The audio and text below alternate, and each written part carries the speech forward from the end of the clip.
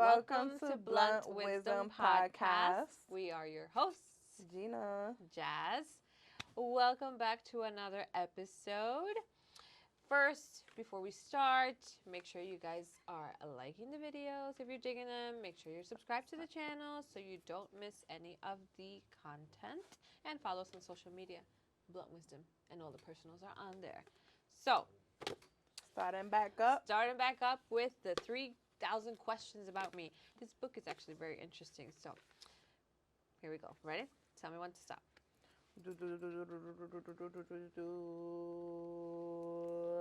Stop. I was like trying to go slow because we're getting to the first or second page. First. What is the one thing you always got away with as a kid? That's a good one. Yo, I used to get away with everything as a kid, to be honest, because Yeah, my word. mom didn't know half the shit. My mom didn't know any of the shit that I did. I think she was just either so oblivious to what the fuck, but I used to sneak out my house. I used to be chilling in the hood at fucking 3 in the morning, like hopping the fences and shit. I used to get away with a lot of shit. I have a funny story. Yeah, so two funny things. I went to my first year of high school, and then I never went back. And my mom didn't know until senior year. Yeah, it was. If I could go back, I would have never do that. But at the time, you know. Did they send no letters and shit? Or you just caught the letters Yeah, and the phone sense. calls and everything. We had landlines back then, so she wasn't getting any calls.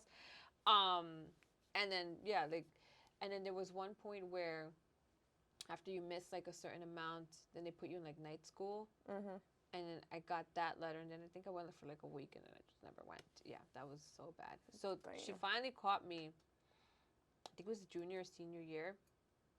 I was in Central Park with my boyfriend at the time, and I get a call because then by then I actually had like a cell phone, like a flip phone. So I get a call, and I don't know what the fuck made me answer because it was her. Oh shit. And it was like lunchtime. It was like midday. And I'm like, oh, what's up? I'm on lunch, blah, blah, blah. And she's like, really? Because I'm here and you're not. And I was like, oh, fuck. And she beat the living shit out of me. Damn. Yeah, that was pretty interesting. So then, so what I would do is I would wake up for school. Get dressed. Go to my friend's house and fall asleep. So you was not even doing anything interesting. You was just sleeping. Yeah, you know what? We were just hanging out, smoking, literally nothing interesting. Shit. It was so fucking stupid. Literally stupid. Please, kids, stay in school because you're gonna regret it. It's okay to play hooky once in a while because I feel like that feeds your childhood. But please stay in school because you're gonna regret it. Yeah. So then one time I forgot why I didn't go to my friend's house, but what I did was I woke up, went under the bed, fell asleep. Like under the bed. Because she would come in my room to be like, "Oh, okay, she's gone." Because she would wake up later because she had a business, so she would wake up a little later than we did. So we were like out, but before she got up, so she would just come to check, make sure we were out, and I was just like, that's crazy. Yeah, it was such a fucking, oh my god. And this is why I'm petrified with A, because karma's a bitch. And I know this kid is going to do something. I'm just waiting for it. Like you. And he's just like me. So I'm just waiting for the karma to come kick my ass. Hopefully not. I mean, yeah. Hopefully it's nothing like serious. But, yeah. But that's what I got away with. That's funny. Fucking skipping school like an idiot. You want to do the next one? Uh-huh. Okay. Yeah. I got away with a lot of shit. Yeah, man. All right, tell me. Stop. For a second. Second page. What was the topic of the worst argument you've ever had? Ooh. The worst argument I ever had. That's a great question.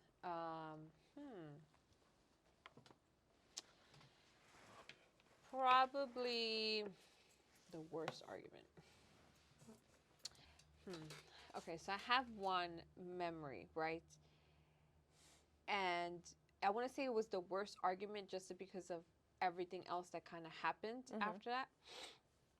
I was on a trip with my boyfriend a couple of years ago, and we were in Mexico.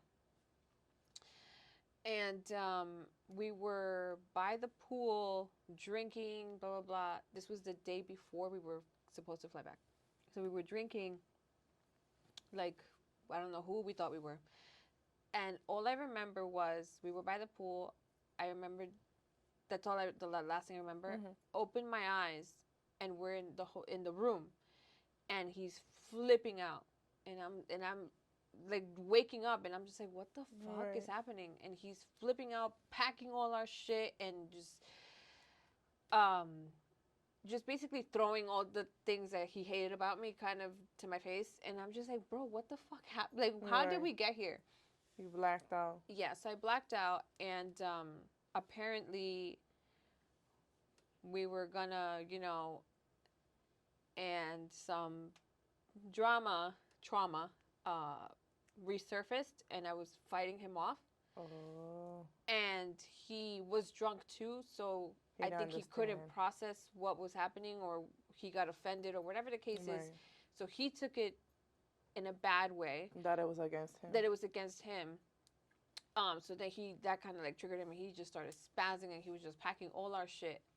We fucking passed out, missed our flight, got to the airport, missed our flight, had to come back to the hotel because we had nowhere else to fucking go.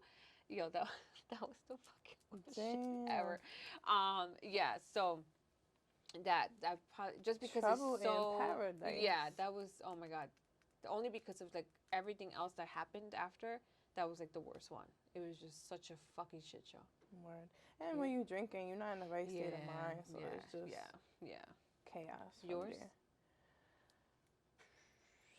I would say with my boyfriend at the time, trying to convince him to get fuck it. Trying to convince him to like understand that you need to have some type of income coming in. We was going through a rough stage, and he was like adamant about not working. And although I understood his logic of where he was coming from with not having to work for someone, at the end of the day, he still needed to bring income in the house in order for our dynamic to continue and prosper and stay afloat. So it was just a lot of like beating a dead horse, because it was literally going in one ear and out the other, and it caused a lot of chaos and drama in our relationship. Because honestly, money is sad to say, but you need money in this world, and without it, and especially if you live together and you have bills and, you know what I'm saying, responsibilities, it's gonna cause a lot of problems. So that was the worst thing, because at the end of the day, it's not that it's common sense, because you learn different things throughout life and understand things differently. But as a man, as a person, you have to take responsibility for the things you have, and that's how you keep things by. So I know. You get the idea. You understand you don't want to always work for somebody. I get that. But it's like, like we live in a world where everything costs something. You have to pay rent, you have to pay electricity, you have to book car insurance, and blah, blah, blah. Like, you can't be that prideful, I guess. Like, have your job and then aspire to do other things, or gain a skill for you to be able to work for yourself or whatever. But you can't just not work, because it just doesn't. You have to have some type of income coming in of some sort. So, yes. Everything. That was a very frustrating situation. So, for today's episode, we're going to be taking the love language quiz. I did it last year, and I forgot everything. That's why we're going to do it. That's why we're going to do it again, because I don't know.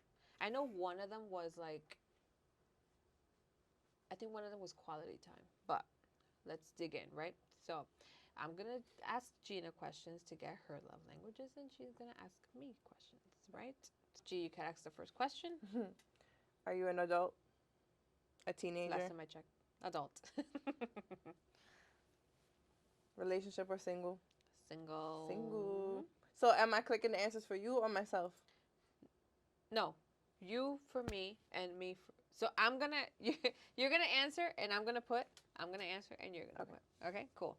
So let me ask this one. It says, it's more meaningful to me when someone I love sends me a loving note, text, email for no special reason. I hug someone I love. For me is the first one. For me, damn. It's crazy because when I did this, when I looked at the love languages, I want all of them. So like, for me, it's like both. What do you get? 3, right? Why you can't have all? I don't know. I didn't make the quiz, my friend. Right. Shit, there's 30 questions in here. Girl, let's spit these out. Damn, that's hard. These are hefty Cause I like quiz. both. All right, I would say. So you like both, but which one would you like? I know. Like all right, the first one. The first one. Okay, you go. And you said the first one. Yes. Okay. Go. It's more meaningful to me. It's more meaningful to me when I can spend alone time with someone I love, just us, or someone I love does something practical to help me out. For me, the first one. Same. It's more meaningful to me when someone I love gives me a little gift as a token of our love or of concern for each other. I get to spend uninterrupted leisure time with those I love.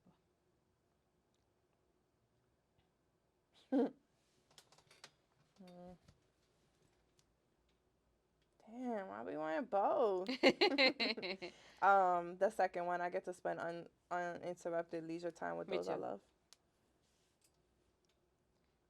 It's more meaningful to me when someone I love does something unexpected for me to help me with a project, or I can share an innocent touch with someone I love. For me, the first one. Yeah, I would say that. The first one, too. Okay. It's more meaningful to me when someone I love puts their arm around me in public. Someone I love surprises me with a gift.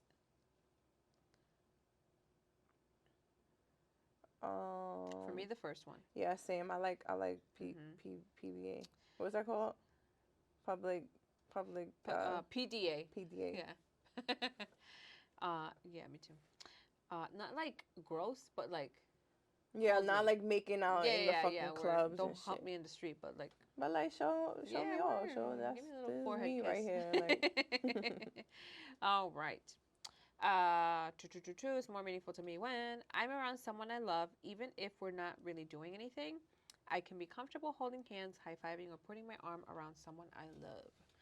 For me, the second one.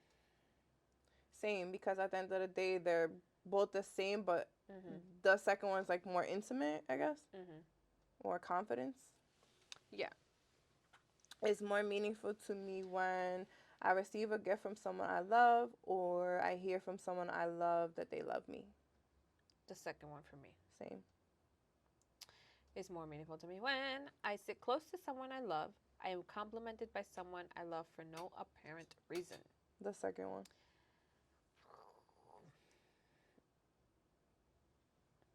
The second one.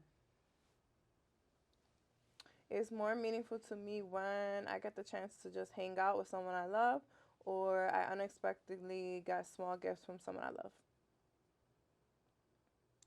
For me, the first one. Same. More meaningful to me when I hear someone I love tell me, I'm proud of you. Someone I love helps me with a task. Someone I love helps me with a task. For me, the first one. Okay. It's more meaningful to me when I get to do things with someone I love, or I hear supportive words from someone I love. For me, the first one. Same. It's more meaningful to me when someone I love does things for me instead of just talking about doing nice things. I feel connected to someone I love through a hug. For me, the first one. Actions speak louder than words. Yeah, and connection is everything. So yeah, second one. You said second, right? For me first. Oh, okay. You wait. second? Someone I love does things for me instead of just talking about doing nice things. Yeah, the first, because like you're saying, action. Yeah, the first one. Action speaks louder than words. Word. Alrighty. It's more meaningful to me when I hear praise from someone I love, or someone I love gives me something that shows they were really thinking about me. For me, the first one. Yeah, same. I would rather like guess words than gifts. It's more meaningful to me when I'm able to just be around someone I love. I get a back rub from someone I love. The first one. It's more meaningful to me when someone I love reacts positively to something I've accomplished, or someone I love does something for me that I know they don't particularly enjoy.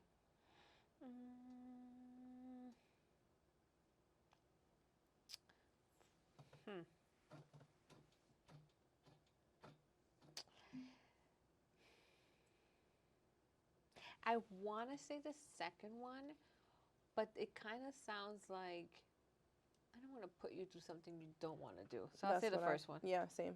Same. Because you will want to respect that that's not what they exactly. into. Like if you're not into it, like if I want to go watch baseball and you don't want to see it, that's fine. Right. Don't, you know. It's more meaningful to me when I'm able to be in close physical proximity to someone I love. I sense someone I love showing interest in the things I care about.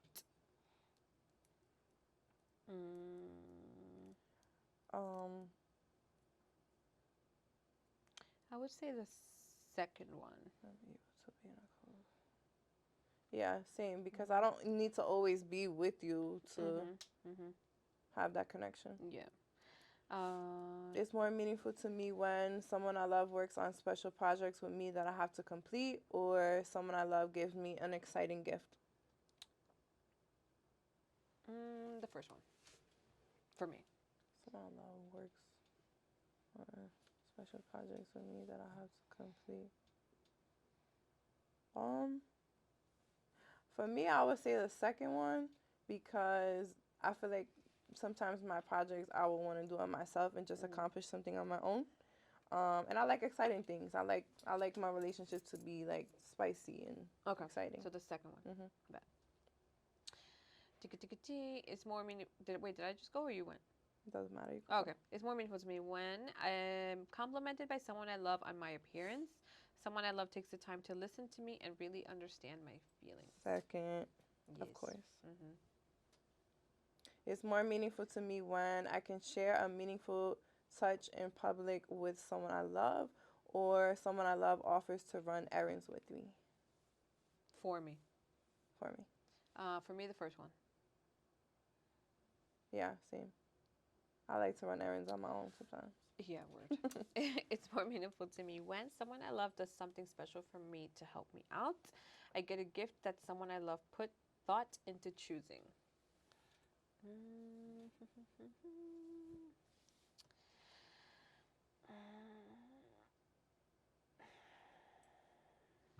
For me, the first one.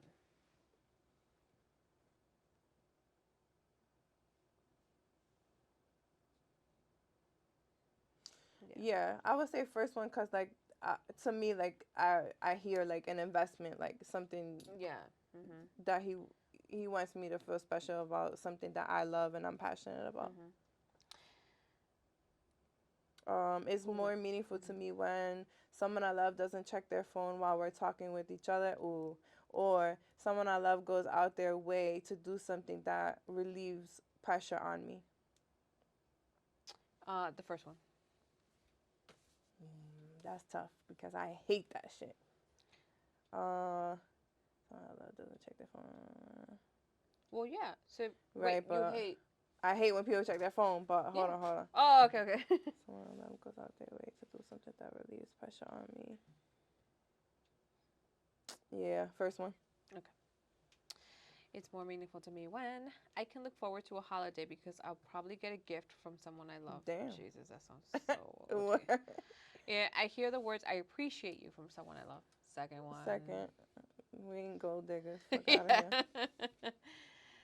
Go. It's more meaningful to me when someone I love and haven't seen in a while thinks enough of me to give me a little gift, or someone I love takes care of something I'm responsible to do, but I feel too stressed to do at that time. I'm gonna say the second one. Agreed. Yes. Mhm. Just cause like car shit. I What? hate dealing with cars. For real. I like guys to just take it and do what it has to Mhm. do. Do what I don't know how to do. Yeah, please. It's more meaningful to me when someone I love doesn't interrupt me while I'm talking. Gift giving is an important part of the relationship with someone I love. These gift ones are a little Yeah, much. it's like in We're every like, what the question. fuck? First one. Yeah. Go. It's more meaningful to me when someone I love helps me out when they know I'm already tired, or I get to go somewhere while spending time with someone I love. Mm, for me, the second one.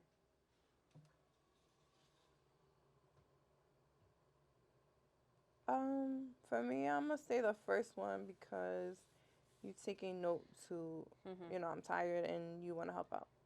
Yeah. Okay. For you, the first one. Yeah. Okay. It's more meaningful to me when someone I love touches my arm or shoulder to show their care or concern, or someone I love gives me a little gift that they picked up in the course of their normal day. The first one. That one for me, I'm going to say the second one. Okay. It's more meaningful to me when someone I love says something encouraging to me. I get to spend time in a shared activity or hobby with someone I love. For me, What do you say? I want to say both. You told me I can't. I know. I get to spend time in a shared activity. I'm gonna go with the second one. I'm going to go with the first one because I feel like I like motivation. Word, that's true. It's more meaningful to me when someone I love surprises me with a small token of their appreciation, or I'm touching someone I love frequently to express our friendship. We're not friends, so what you mean? Yeah, word. That's weird. I guess like in a just touch, like. Okay. I would say that the touch one. Yeah. Yeah. I like affection. It's more meaningful to me when someone I love helps me out, especially if I know they're already busy. I hear someone I love tell me that they appreciate me. The second one. Agreed. It's more meaningful to me when I get a hug from someone whom I haven't seen in a while, or I hear someone I love tell me how much I mean to him. For me, the second one. Same. Last one. Oh, wait. That's it. Yep, the last one. It's more meaningful to me when I'm around someone I love, even if we're not really doing anything. I hear someone I love tell me, I'm proud of you. I think we did that, right? For me, the first one. Say it again. I'm around. It's more meaningful to me when I'm around someone I love, even if we're not really doing anything, or I hear someone I love tell me, I'm proud of you. I like both, but The first one. I like quality time. yeah. But still tell me you're proud of me. Let's hang out and tell me. Right. Oh no, there was an error with your submission. What the fuck? Oh, there it goes. Ready? Yes. Drum roll. Drum roll. Ticka, ticka, ticka, ticka, ticka. All right. So what do we got here? So it says your primary love language is quality time. In quality time, nothing says I love you like full undivided attention. Being there for this type of person is critical, but really being there with the TV off, fork and knife down, and all chores and tasks on standby makes you feel truly special and loved. Distractions, postponed activities, or the failure to listen can be especially hurtful. Whether it's spending uninterrupted time, talking with someone else, or doing activities together, you deepen your connection with others through sharing time. So that was your primary. You got 32% in there. Sounds about right. Yeah. So yours same. Yours is 37% quality time. Cool. The next one, The right? next one, you got 29% in words of affirmation. Actions don't always speak louder than words. If this is your love language, unsolicited compliments mean the world to you. Hearing the words "I love you" are important. Hearing the reasons behind the love sends your spirit skyward. Insults can leave you shattered and are not easily forgotten. You thrive on hearing kind and encouraging words that build you up. Yes, that's true. Yours was 30% on words of All affirmation. two? Mm-hmm. Okay. Then you got 19% in acts of service. Can helping with homework really be an expression of love? Absolutely. E- anything you do to ease the burden of responsibilities weighing on an acts of service person will speak volumes. The words he or she most want to hear, "Let me do that for you." Laziness, broken commitments, and making more work for them tell speakers of this language their feelings don't matter. When others serve you out of love and not obligation, you feel truly valued and loved. What was my third one? Sounds about right. Yours, the third one is physical touch, 17%. It says, a person whose primary language is physical touch is not surprisingly very touchy. Hugs, pats on the back, and thoughtful touches on the arm. They can all be ways to show excitement, concern, care, and love. Physical presence and accessibility are crucial, while neglect or abuse can be unforgivable and destructive. Appropriate and timely touches communicate warmth, safety, and love to you. Yes, you got 13% in that one. That was your fourth one. And then the last one is receiving gifts. You got 6%. Mm-hmm. What did I get?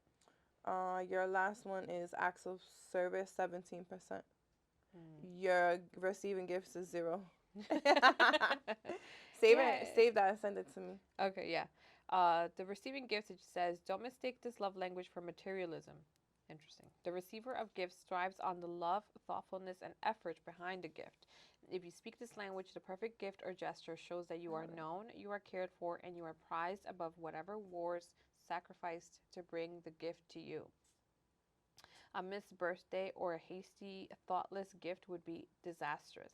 So, with the absence of everyday gestures, gifts are heartfelt symbols to you of someone else's love and affection for you. That's very valid. Yeah. See, yeah, I took it the material way. So I'm Yeah. like, I don't really No, need a I just like gift. I like thoughtful things. Like you can literally go to the Dollar Tree and pick up like the silliest thing. Oh, I bought this little thing and I thought of you, and I would love it. Like it has nothing to do with money. Yeah, yeah. That I could see that. I understood it a different way. Mm-hmm. So, did you know that there are apology languages? It's a whole nother test. It's a whole another test. Whoa. Yeah, I was actually surprised when I saw that because you don't think that that would be something, right? I'm gonna put this down and I'll save It's it. Send funny it to you because later. you think that there's only one way to apologize. But no, apparently there is more than that. So let's go ahead and do this one real quick. I'll send it to you so you can open it up. Okay, ready? Okay, ready. So this is the apology language quiz. We're going All to right, start it off, and it says, it's more meaningful to me when I hear someone say, "I deeply regret having embarrassed you like I did. Our friendship is really important to me. Will you please forgive me?" The second one. Yeah. Go. It's more meaningful to me when someone says, okay, I admit it, I made a big mistake, or I want to grow from this experience. Would you be willing to help me figure out steps to handle this type of situation better? If a man says some shit like that to me, you got me, bro. You got me, because that's crazy. Yeah, that's a good one. It's more meaningful to me when someone tells me, "What can I do or say to make things right between you and me? I had a bad attitude and it showed. I should have thought more about what I was doing." First one. Yes. It's more meaningful to me when someone says, I don't want to do this again, so I will come up with ways to avoid mistakes like this in the future, or I apologize for my actions. You obviously don't have to forgive me, but I hope you will. The first First one, yeah. Who says that? one. You contradicting your shit. Like, take my apology if you want. If not, then do whatever. Right. It's more meaningful to me. Can you possibly forgive me? What can I do to mend our relationship? Second. Yes. You? Second. Bet. It's more meaningful to me when I hear someone say, I totally messed up, I could make excuses, but really I have no good excuse for my actions. Or, you have every right to hold this against me, but will you please consider forgiving me?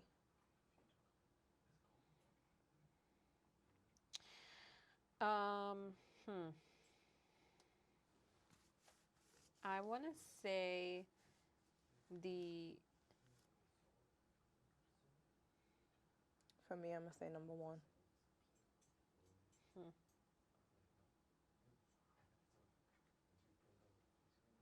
I feel like I've. Because number one, like the first one is more so accountability. Yeah. And then the second one is more so like, Yeah. well, are you going to forgive me?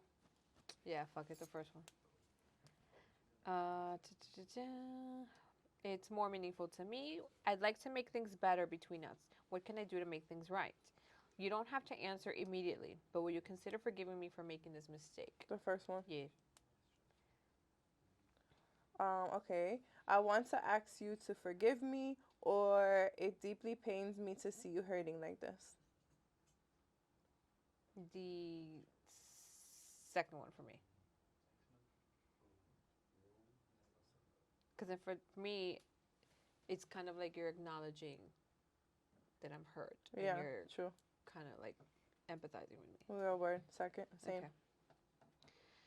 I really messed up this time. We missed the deadline because of me. Can we can we back up and let me try to fix this? I really want to mend the damage I've caused. Second. Yes. I wish people would really say shit like this. Yeah. We're going to link this shit down below. Yeah. And we all going to practice these type things. These type of apologies. This is what's going to make the world a better place. Yeah, for real. Go. I am upset with myself over how I handled our disagreement. I cringe when I recall the way I acted. Or, I know that what I've been doing is not helpful. What would you like to see me change that would make this better for you? Dose. Same. It's more meaningful to me. I know that what I did was wrong. I'm so sorry. I feel terrible that I let you down. That's so like raw. That is. Dose? I think 2 for me. Yeah, second, because it's showing empathy of some sort. Go. Either what changes could I put into place so that you might begin to trust me going forward? Or I hope this won't permanently damage our working relationship. Will you please accept my apology?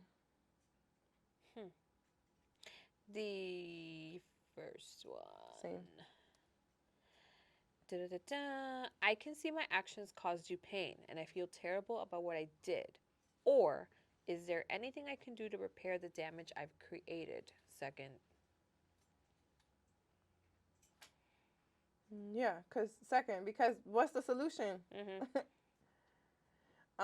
If I had only if I had only thought about what I was doing, I would have realized it was wrong. Or, I know that I've caused you a significant amount of trouble. I would greatly appreciate it if you would forgive me. I don't like either. I don't like either. But out of both of them, I would take the second one if I had to take one because I don't like either. Yeah, second, because again, at least some type of accountability. I am truly grieved and sorry for my actions plus the ways they affected you. If I am ever again upset with you, I promise to gather my thoughts and approach you directly and respectfully. I like the second one only because I like people that are direct. So I would take the second one. The thing with words is that sometimes people are good with words and they'll say these things, and it's like half the time people don't even fucking mean what the fuck they say. True. But if I'm gonna take one, is the second one. I'm gonna say the first one. Okay. I hope that you can find it in your heart to forgive me, or I simply should not have done that. First, for me. Yeah. I realize that talk is cheap. I'll work to show you that I'm changing. Is there anything I can do to make up for what I did? First one. Yes. Period. Show action. The fuck. I really am embarrassed about my behavior and I'm so, so sorry. Or, no ifs, ands, or buts. I admit that I was wrong. The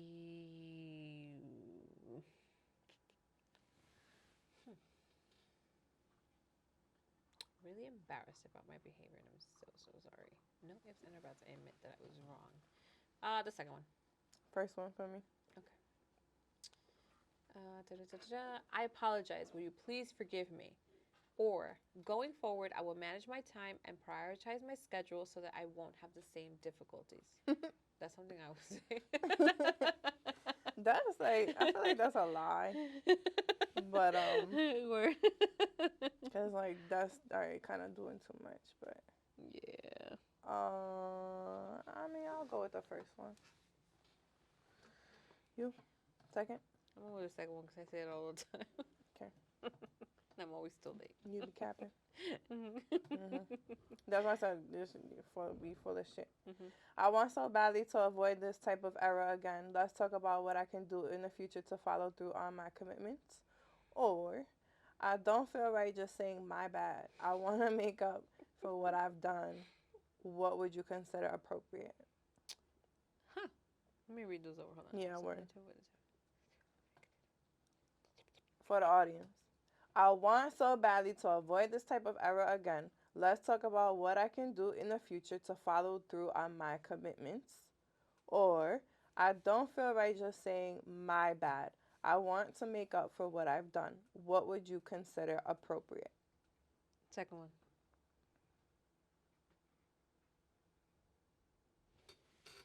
I think the second one. Yeah, same.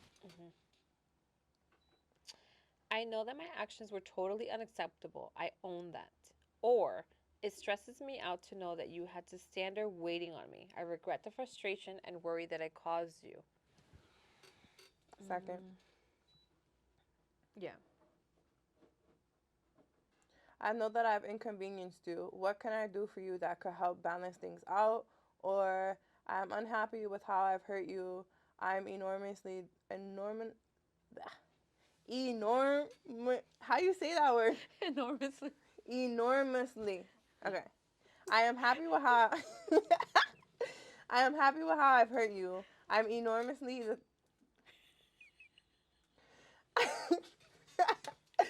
I am Okay. It's always like a word that you have trouble with. Like you'll keep having trouble with it. It's always so funny. Go. I am unhappy with how I've hurt you.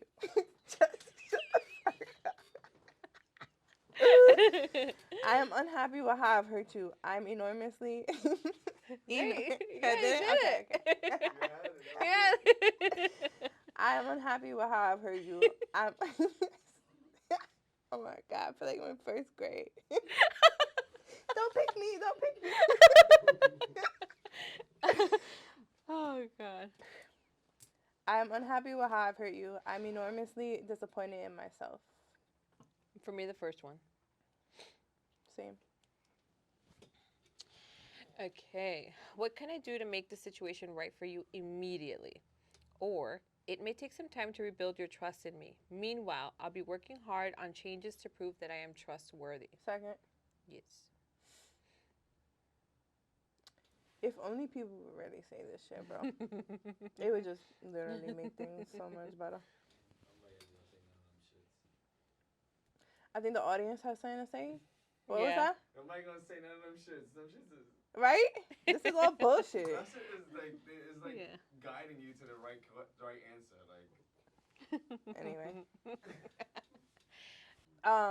I'm so sorry about that. I feel truly awful about having disappointed you, or saying I'm sorry doesn't feel like it is enough. What more can I say or do to make this up to you?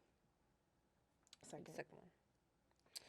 I'm confident that everything I've learned from this bad experience will prevent me from doing it again. Or, I know what I did was inappropriate. No two ways about it. First. Mm-hmm. Oh, we're done. Yeah, that was quick. Okay, so the results are you got 32% in make resolution. And make resolution says, in our society, many people believe that wrong restitution. What did I say? Resolution. No, there you go. See? We've been reading a lot. Yeah. Make a restitution. In our society, many people believe that wrong acts demand justice. The one who commits the crime should pay for their wrongdoing. A mate who speaks this love language feels the same way towards apologies. They believe that in order to be sincere, the person who is apologizing should justify their actions. The mate who's been hurt simply wants to hear that their mate still loves them. Okay, that was 32% there. Then you got 28% in planned changed. And plan changed. Oh, there we go. Plan change. For some individuals, plan change is a convincing factor in an apology. Some mates will doubt the sincerity of an apology if it is not accompanied by their partner's desire to modify their behavior to avoid the situation in the future. Admitting you are wrong creates vulnerability. It allows your mate to get a glimpse of your heart. The glimpse of true self is assurance that the apology was sincere. That was 28% there. Vulnerability is a beautiful thing in a relationship. It opens up new levels. Then you got 20% in expressing regret. Expressing regret is the apology language that zeroes in on emotional hurt. It is an admission of guilt and shame for causing pain to another person. For those who listen for expressing regret apologies, a simple "I'm sorry" is all they look for. There is no need for explanation or payback, provided the apology has truly come from the heart. Expressing regret is a powerful apology language because it gets right to the point. It doesn't make excuses or attempt to deflect blame. Above all, expressing regret takes ownership of the wrong. For that reason, expressing regret is understood as a sincere commitment to repair and rebuild the relationship. Then you got 16% in request forgiveness. In some relationships, a mate wants to hear their partner physically ask for forgiveness. They want assurance that their mate recognizes the need for forgiveness. Asking for forgiveness shows that you realize you've done something wrong and that you are willing to put the future of the relationship in the hands of the offended mate. And then you got 4% in accept responsibility. I'm shocked. This one says, it is very difficult for some people to admit that they are wrong. It makes them doubt their self-worth, and no one likes to be portrayed as a failure. However, as adults, we must all admit that we make that we make and will make mistakes. We are going to make poor decisions that hurt our mates, and we're going to have to admit that we were wrong. We have to accept responsibility for our own failures. For many individuals, all they want is to hear the words "I'm wrong." If the apology neglects accepting responsibility for their actions, many partners will not feel as though the apology was meaningful and sincere. Many partners need to learn how to overcome their ego and the desire to not be viewed as a failure, and simply admit that their actions were wrong. For a mate who speaks this apology language, if an apology does not admit fault, it is not worth hearing.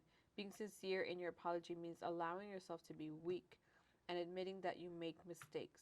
Though this may be hard for some people to do, it makes a world of a difference of your partner who speaks to your partner that speaks this language. What percentage was that?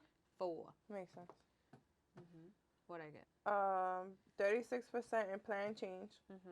32% in making restitution. 12% in expressing regret. 12% in request forgiveness. And 8% in accept responsibility. I'm not gonna read the whole thing because it says the same thing. Yeah, basically. Interesting. There you go. Those are the apology languages. You know what I got from that? That nobody's gonna apologize like that. Wishful thinking, beautiful quiz, cool, but unfortunately, that's not how society works. Yeah, the majority. right? Like I said, you get your hidden gems here and there.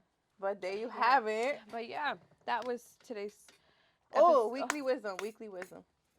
Fuck. Make one up. Let's weekly go. wisdom. Well, make it up. About apologies. Oh, about apologies. Or love language. Oh, okay, love language. I think it's good to kind of understand your partner's love languages. That way, you can love them how they want to be loved, and that will build a beautiful relationship, right? Because some people just assume how what the person wants. It's better to know what they actually are looking for. And I think that's I don't think that's a weekly wisdom, but that's the gist, right? A lot of people confuse it with thinking that, I said this in one of my episodes, but a lot of people love others how they think that they want to love, when you really should be paying attention to how your partner wants to be loved, and love them accordingly. So same thing with love languages and apology language, as they say. Like, obviously, like she said, get to know your partner, understand how they communicate, how they comprehend information, and just build. I mean, ups and downs with everything. You're not going to obviously understand someone right then and there, but if you really love that person, then you'll get take to the know. time. Yeah, exactly. You'll get to know that part of them, because if not, then what are you really in a relationship for? Word. If Love you're not is a willing beautiful to learn thing. the person, you know? Yep. Like, love is a beautiful thing, no matter It is a beautiful thing. you know, ups and downs that it comes with. If you find that partner that you actually enjoy, that is great. Keep going. Don't give up on them. Like, I think that people should not give up on each other. If it's not toxic and you have, like, potential in each other, and you see something with them, then by all means continue to do these quizzes. Do them together. That could be a cute little date night, sitting down with your partner and writing shit out and just paying more. Like, obviously we're here just doing it, but if you take it serious, you don't know where that shit could take you. Yeah, exactly. So we do these things for a reason. Like, obviously, like we're saying, we're sitting here doing it to each other. We're best friends, so obviously, like, if I could speak to Jazmine's future husband, I would gladly tell him her apology and love languages and help in any way that I can. But now you have it on the pod, so you can always come and watch and gather the information on us. We'll just send this episode. And that alone will show how much you pay attention and how, how much you're willing to learn about the person. Yeah, word. But yeah, that was today's episode. Very informative. We'll link the quizzes down so you guys can do them. They're really fun. We went through them fast because, we don't want to keep you here forever. That was long, not fast. Well, we went through them fast. Yeah, but because we were just spitting them out. But anyways, we hope you guys enjoyed this video. Make sure you like, comment, subscribe, share, all that good stuff. Follow us on social media at Blunt Wisdom, and our personals are on there, or they're right here on the screen, so you can just copy them from there. Yeah. Thank you. We're out. Until next time.